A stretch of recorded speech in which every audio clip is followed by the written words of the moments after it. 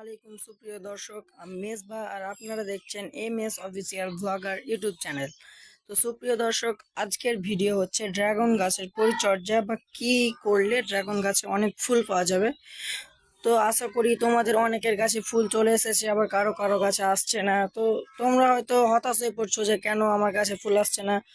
তো হতাশ হওয়ার কোনো দরকার নেই, আমার একটিও গাছে ফুল আসেনি, আপনারা দেখতে পাচ্ছেন একটিও ফুল আসেনি।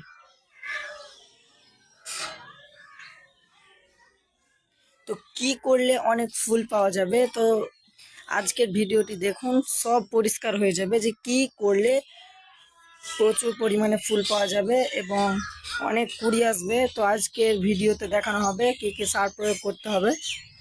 তো ভিডিওটি না টেনে লাস্ট পর্যন্ত দেখুন। তো চলো শুরু করি আজকের ভিডিও। দর্শক, আর কি করলে ড্রাগন গাছে ফুল আসবে বেশি বেশি, তো আজকে ভিডিওতে আমি বলে দেবো। তো তার আগে বলবো যে এই যে এরকম ডালগুলো দেখতে পাচ্ছেন, এখানে যেমন আমি এখানে আগাটা ছিল, আগাটা কেটে দিয়েছি। তো এইভাবে দেখতে পাচ্ছেন প্রত্যেকটা ডালের আগা কাটা, এইভাবে কেটে দেবেন, না কাটলে কিন্তু ড্রাগন গাছে ফুল আসবে না।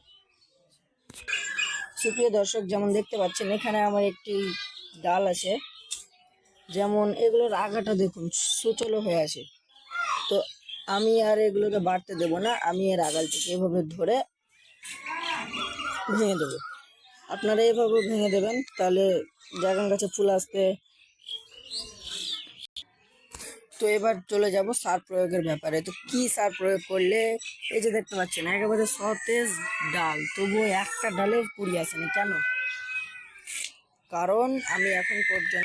কারণ এখন পর্যন্ত আমি সার প্রয়োগ করিনি। তো এবার চলে যাব সার প্রয়োগের ব্যাপারে।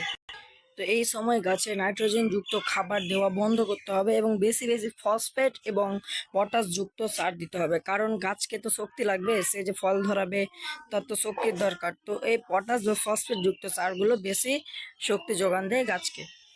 জন্যই আমি এখানে নিয়েছি লাল পটাশ। এই যে আপনারা দেখতে পাচ্ছেন এটি সে লাল পটাশ। তো এটি আমি 12 ইঞ্চি টবের জন্য 1 মুঠো দেব, একটি গাছের জন্য। যদি সেই টবে 2টি গাছ থাকে তবে 2 মুঠো দিতে হবে, মানে একটি গাছে 1 মুঠো পরিমাণে দেব। দেখছেন 2টো গাছ আছে, তো এখানে 2 মুঠো লাগবে। এইখানেও সেই 2টো গাছ, আর এইখানে 3টি গাছ রয়েছে।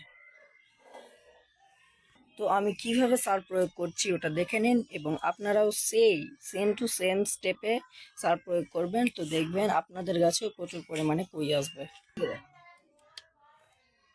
তো এখানে দেখতে পাচ্ছেন আমি একটি 12 ইঞ্চি গ্রো ব্যাগে এই ড্রাগন গাছটা লাগানো রয়েছে। তো এই গাছের জন্য আমি 1 মুঠো পরিমাণ নেব। তো তার আগে আমি একটি অস্ত্র দিয়ে মাটিটা খুঁড়ে নেব। মাটিটা যদি খুঁড়ে সার দিই তবে সার কাজ তাড়াতাড়ি করে। এইভাবে 4-5টা খুঁড়ে নেওয়ার পর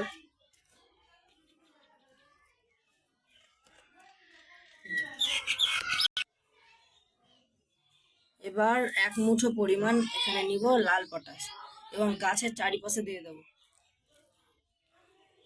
বেশি পরিমাণে দেওয়া যাবে না, একটা গাছের জন্য প্রায় 1 মুঠো পরিমাণ। বেশি দিলে পরে গাছের প্রবলেম হতে পারে।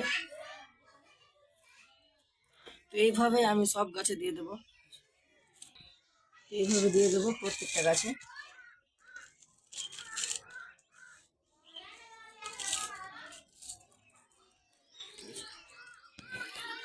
সব গাছে সার দেওয়া কমপ্লিট।